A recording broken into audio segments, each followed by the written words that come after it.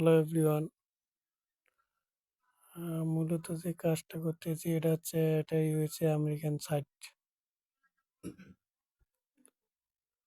আহ, প্রথমে set up করার ক্ষেত্রে আপনাদেরকে বোঝানোর ক্ষেত্রে নতুনভাবে করতেছি। ক্লিয়ার ব্রাউজিং এক্সটেনশন নামাবেন। নামানোর পর এটা সেট করবেন। তো অনেকে হয়তো জানেন, আবার অনেকে জানেন না, যার জন্য আর কি আগে থেকে এগুলো অল ট্যাপ করে দিবেন।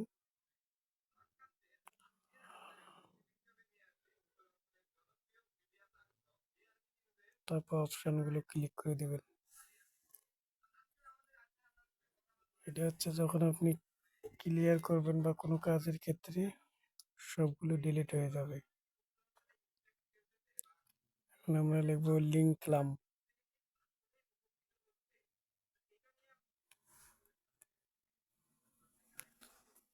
এক্সটেনশন সেট করার পর আমরা এডিটে যাব।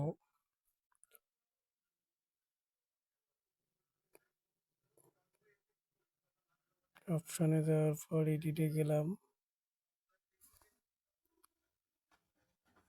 যে এখানে কন্ট্রোল সেট করলাম,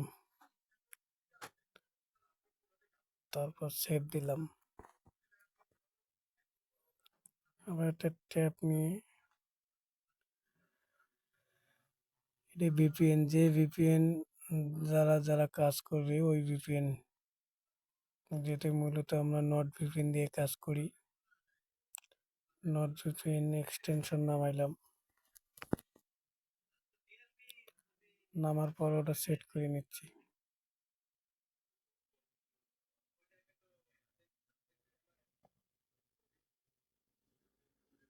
পিন করে নেওয়া হলো।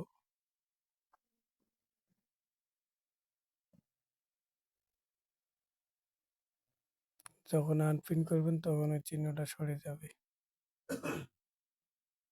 অ্যাকসেপ্ট, তারপর লগ ইন।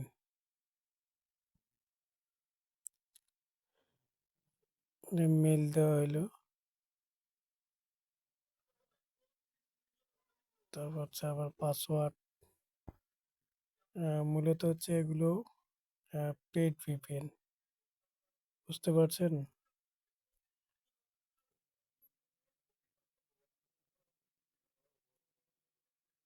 এই যে ভিপিএন কানেক্ট না থাকার কারণে যদি আমরা ক্লিক করি সেক্ষেত্রে সাইট ব্লক দেখাবে। এই জন্য এই যে ইউএস এর যে 31টা কান্ট্রি আছে, যে কোনো একটা করে ক্লিক করব, দিয়ে কানেক্ট করা হবে। লিঙ্কটা অবশ্য আগে থেকে সেট আপ করা ছিল আমার। এটা হচ্ছে ক্র্যাক লিস্ট। সাইটগুলোর মধ্যে যে কোনো একটাতে আপনার ক্লিক করা লাগবে।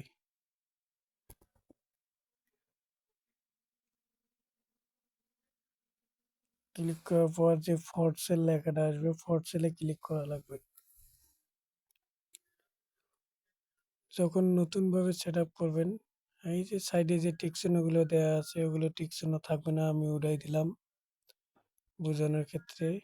এই যে আবার দিচ্ছি, এরকম করে বসায় দিতে হবে। তারপরে এই যে post by height, post story বা টুডে, প্রাইজের জায়গা লিখতে হবে 100 থেকে 1 লাখ। তারপরে অ্যাপ্লাই। এগুলো ছবি আকারে থাকবে। থাকার পর এখন যে এটা চাপ দেওয়ার পর কন্ট্রোল চেপে 1 থেকে 15টা অথবা 14টা, তারপরে এই যে কন্ট্রোল চেপে ধরে কন্ট্রোল ট্যাব বারবার চাপা লাগবে, এবং রিপ্লে যে আছে মাউস দিয়ে রাইট বাটন ক্লিক করা লাগবে। বারবার চাপ দেওয়া থাকবে, কন্ট্রোল চেপে ধরে ট্যাব বারবার চাপা লাগবে এবং মাউস দিয়ে ক্লিক করা লাগবে। সেক্ষেত্রে নাম্বার শো করবে। যে আমি চাপ দিচ্ছি, এই যে নাম্বার বেরোচ্ছে, এই যে কল, আবার কন্ট্রোল চাপ দিয়ে কন্ট্রোল ট্যাব চাপা লাগবে এবং মাউস দিয়ে ক্লিক করা লাগবে। এই যে নাম্বার,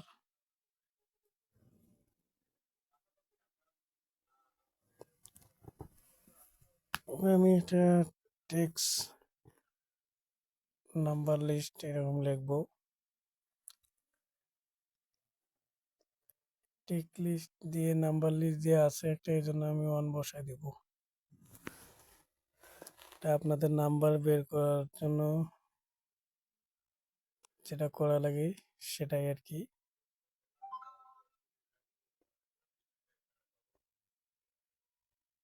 মূলত কাজ হচ্ছে কন্ট্রোল ট্যাব এবং মাউস দিয়ে রাইট বাটন ক্লিক করতে হবে। কপি করে রাখলাম, তারপর স্পেস দিলাম। এই পোস্ট যে আছে এই লেখাটা কপি করলাম, পেস্ট করে দিয়ে কন্ট্রোল সেভ এস দিলাম, যাতে সেভ হয়ে থাকলো। হুট করে যদি ওই মুহূর্তে কোনো কারেন্ট চলে যায় অটোমেটিক ওটা সেভ থেকেই যাবে। এই যে ক্লিয়ার করলাম, এইভাবে ক্লিয়ার করলে হবে না, ক্লিয়ার বাটনে চাপ দেওয়া লাগবে। স্ক্রিন রেকর্ড করার কারণে এই লেখাটা শো করতেছে। এখন ভিপিএন এর কান্ট্রি চেঞ্জ করব, আবার যে কোনো একটা নিব, কানেক্ট করলাম,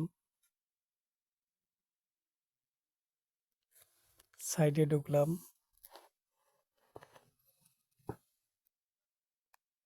তারপর যে কোনো একটা কান্ট্রি সিলেক্ট করলাম,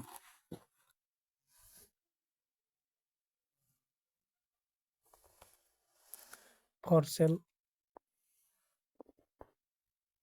তারপর ওগুলো প্রথমেই করা লাগবে, আর দেওয়া লাগবে না, ওই যে টিকচিহ্ন 5টা, তারপর টুডে পোস্ট এবং পোস্ট হাই, প্রাইস মানি 100 থেকে 1 লাখ দিয়ে নিচে অ্যাপ্লাই দিলাম। তারপর কন্ট্রোল চেপে আপনার 10-এর প্লাস 11টা 12টা 13টা 14টা অতিরিক্ত নেওয়া যাবে না, যার কারণে আর কি ক্যাপচা আসবে, নাম্বার বের হবে না। এজন্য কন্ট্রোল ট্যাব চাপ দিতেই থাকবো এবং মাউস দিয়ে ক্লিক করব। রিপ্লে যে লেখাটা আছে ওর এই মাঝখানে, তাহলে হবে নাম্বার যদি থাকে সেক্ষেত্রে নাম্বারটা শো করবে এবং নাম্বার হাইড হবে না।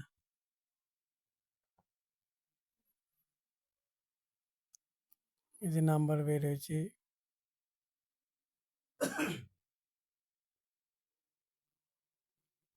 এই নাম্বার বের হয়েছে।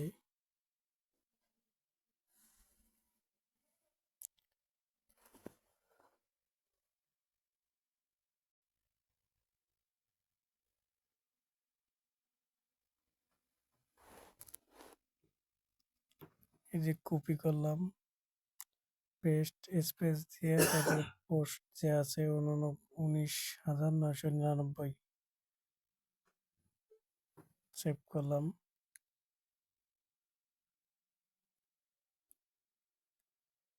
কপি পেস্ট স্পেস দিয়ে লেখাটা কপি করে আবার পেস্ট করে কন্ট্রোল এস চাপ দিলাম, যাতে পরবর্তীতে কারেন্ট গেলে লেখাটা থাকে।